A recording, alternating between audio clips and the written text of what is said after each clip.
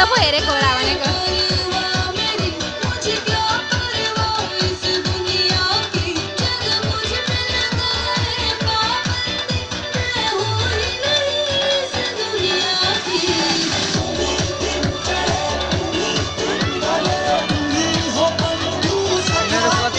सुरुदेखि नाचेका गर्दैन रहेछन्